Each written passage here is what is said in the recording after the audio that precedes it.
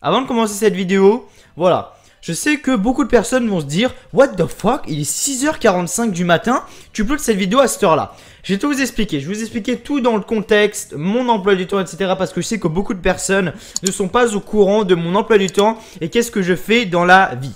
Alors, voilà, je vais pas vous raconter ma vie pendant 15 ans, voilà, je vais vous raconter ça pendant 2 petites minutes, 3 minutes, histoire que voilà, maintenant vous soyez au courant. Il faut savoir que je suis en apprentissage, je fais donc un CAP. Pour ceux qui ne savent pas ce que c'est-à-dire que c'est 2 semaines ou ça dépend 3 semaines en entreprise, donc je travaille, bah oui j'ai 15 ans et je travaille, alors où est le problème? Oui je gagne de l'argent, et alors où est le problème? Non mais plus sérieusement, ça dépend, 2 semaines ou 3 semaines, je travaille. Il y a 1 semaine, voire 2 semaines dans le mois, des fois ça dépend, où je suis en période scolaire, où j'ai 1 semaine de cours en fait. C'est-à-dire que dans un mois, en général, j'ai 1 semaine de cours. Et donc j'ai 3 semaines de boulot. Et ce que je voulais dire, c'est que, voilà.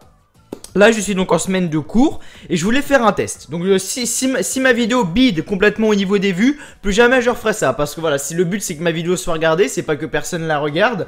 Mais du coup, voilà, je sais que vous êtes en période scolaire, il y en a qui sont en vacances, etc. Du coup, je vais upload cette vidéo à 6h45, 7h du matin pour que vraiment... voilà, quand les gens se réveillent, ils la regardent un peu avant d'aller en cours ou avant d'aller, je sais pas ce que vous faites dans la vie les gars, mais voilà, voilà, avant d'aller en cours ou quoi, et voilà, du coup je vais upload cette vidéo là à 6h45 du matin. Juste pour voir si la vidéo est regardée tout simplement, juste pour faire un test, parce que voilà, j'ai pas envie d'uploader la vidéo à 18h le mercredi. Voilà, c'est juste pour faire un test, voir si voilà, 6h45, voilà, 6h45, est-ce que vous regardez, etc. Voilà, c'est juste pour voir ça les amis, voilà, juste pour voir si vous regardez la vidéo, même si elle sort très tôt le matin. Voilà, elle sortira pas à 18h du coup, je sais que vous vous êtes posé la question. Je préfère donc vous répondre. Voilà, j'ai vraiment un emploi du temps qui est vraiment très varié. Mais voilà, dites-vous que ça, si je le fais tout le temps et si vous êtes d'accord. Donc dites-moi dans les commentaires si ça vous dérange ou pas. Voilà, tout simplement. Comme ça, je le saurai pour la prochaine fois. Et du coup, voilà, on va tout de suite rentrer dans la review de Raw. Parce que là, je fais ma vidéo. Du coup, il est 17h32. Le temps de faire le montage, le temps de faire l'upload, le rendu, le temps de faire la miniature, etc. Voilà, la vidéo va s'upload à 2h du matin. Mais le robot, parce que oui, il y a un robot sur ma chaîne qui permet de mettre à l'heure que je veux. Du coup, je vais l'upload vers 6h30, 6h45, 7h. Voilà, vraiment voilà. Ça va dépendre, soit ce sera 6h30, soit ce sera 7h. Enfin, je verrai bien évidemment, mais en tout cas, ça sortira pas comme d'habitude le soir à 18h. Donc, on va commencer tout de suite la review du show. Voilà, c'est juste pour vous dire ça. Voilà, que voilà, j'upload. Et puis voilà, si je vois que ça marche pas du tout, ma review de SmackDown demain, ouais, jeudi 18h, pas de problème. Ouais, non, plus sérieusement, voilà, juste un petit test comme ça. Donc, on va commencer tout de suite donc la review du show de Raw du 19 février. Comment qualifier ce show de inqualifiable? Je ne sais pas, parce que honnêtement, on est à maintenant même pas 1 semaine, on est à 5 jours, même ouais, 6, je sais pas, 5, attendez, on est mardi aujourd'hui, mercredi, jeudi, vendredi, samedi, dimanche, on est à 5 jours de l'Elimination Chamber. Dans ce Raw là, on n'a rien avancé à part tout nous spoiler et tout nous donner. Voilà. Parce qu'on a eu un gauntlet match qui a duré le 3/4 du show. Voilà, le 3/4 du show, le gauntlet match a duré. Pourquoi on nous met tous les participants dans le même show, dans les mêmes, voilà, dans le même match, alors qu'on va avoir le match dans 5 jours et on a une hype de fou. Où est la logique, sérieusement? Où est la logique? Après, voilà, il n'y a pas que du mauvais. Excellente prestation, bravo Seth Rollins, 58 minutes il a tenu. Le mec il a fait plus de minutes que Brock Lesnar il a catché pendant 2 ans. Hein. On va pas se mentir quand même, 58 minutes pour juste un match, c'est juste exceptionnel. Mais voilà, bravo à Seth Rollins. Après, qu'est-ce qu'on a eu d'autre? On a eu Nia Jax qui a attaqué Asuka. Honnêtement, j'en ai rien à foutre. Ensuite, on a eu Bray Wyatt et Matt Hardy. Ça, j'en ai encore plus rien à foutre. Après, on a eu The Bar, Cesaro et Sheamus contre Titus Worldwide. Avec maintenant Apollo Crews qui a changé. Voilà, ça ne sera plus Apollo Crews, ça sera Apollo. Voilà, ils auront une opportunité à l'Elimination Chamber de gagner les titres par équipe de Raw. Enfin, ils font quelque chose de bien avec Apollo Crews. Je suis vraiment content. Titus O'Neil, honnêtement, je m'en fous. Mais voilà, pour Apollo, Apollo maintenant du coup, je suis assez content. Après on a eu voilà les participantes de l'Elimination Chamber féminin, le premier de l'histoire qui est donc en main event en équipe. Pourquoi en équipe déjà? Encore tu fais ce match, déjà tu fais ce match en solo, déjà c'est dérangeant. Que tu le fasses en équipe ou en solo c'est dérangeant. Mais en plus si tu le fais en équipe, ça décrédibilise toi parce qu'une Elimination Chamber c'est vraiment quand t'as besoin, quand t'as une putain de rivalité. Là les meufs sont là, on dirait qu'elles sont là en mode je m'en fous. Enfin, je veux dire, aucun sens ça.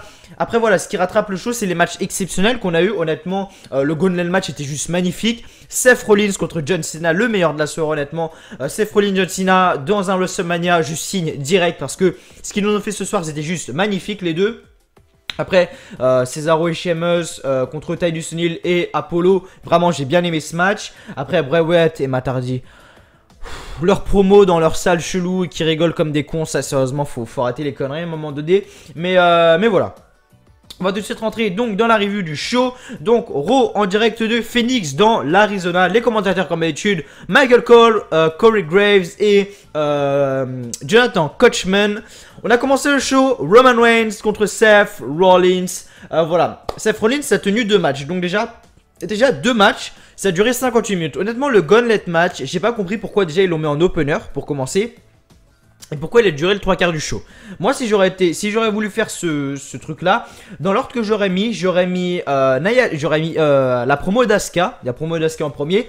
Nia Jax qui attaque Asuka. Ensuite, j'aurais mis Apollo Crews Apollo du coup et Titus O'Neil contre Sheamus et Cesaro. Ensuite, j'aurais mis le match des Women's. Et enfin, dans le main event, j'aurais mis le Gauntlet match. Alors, qui a remporté ce Gauntlet match? C'est tout simplement Braun Strowman.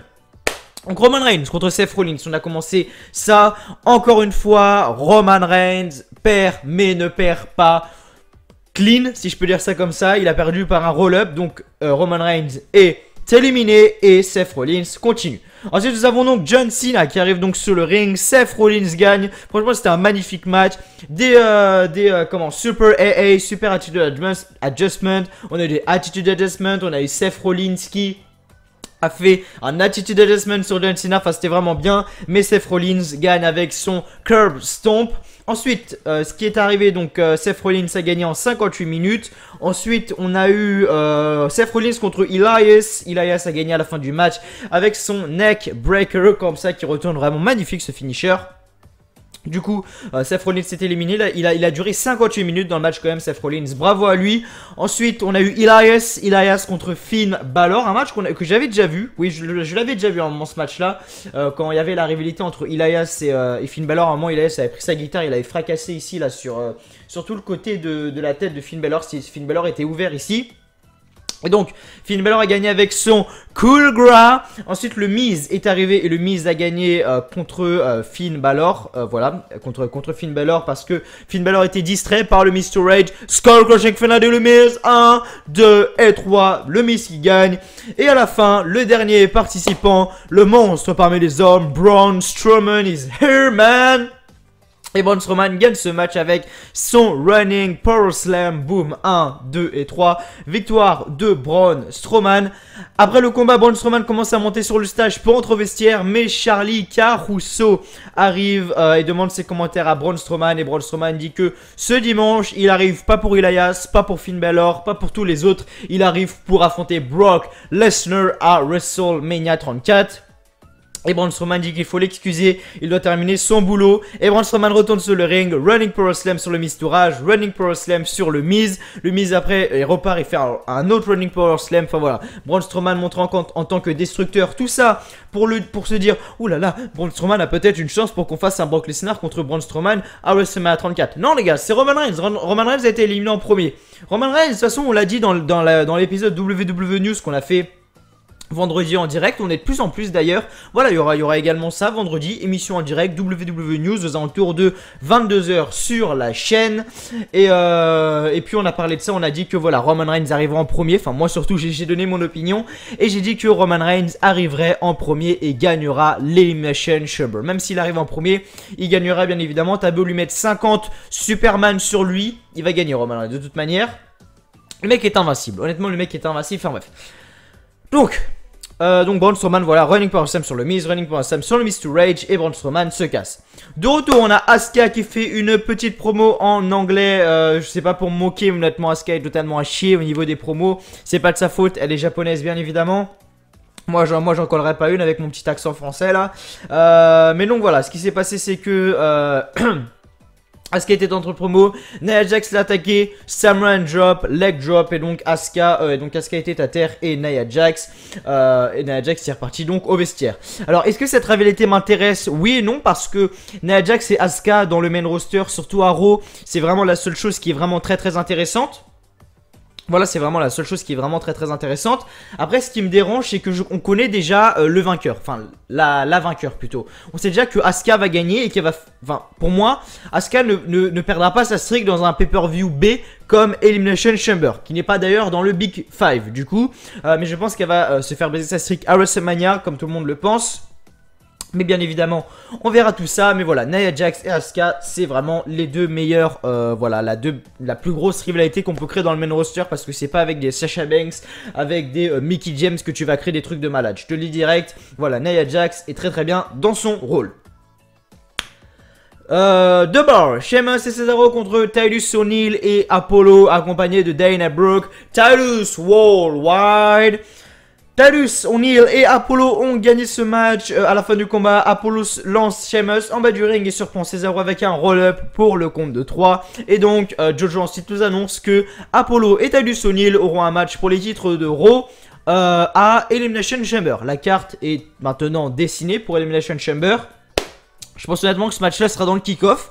Parce que je pense qu'on va avoir un match très long au niveau de l'Elimination Chamber match féminin. Et je pense qu'on va avoir également un match très long pour l'Elimination Chamber match masculin. Ensuite, de retour, on annonce que Matt Hardy va affronter Bray Wyatt à Elimination Chamber. Ça, on le savait. Merci de nous endormir. Je vais m'endormir pendant ce match. Donc, en coulisses, Bray Wyatt dit que la fin est proche pour Matt Hardy. Après, Matt Hardy, delete. Mais... inexistant. Et à la fin, il rigole tout seul. Comme d'habitude. Vous savez quoi? Main event.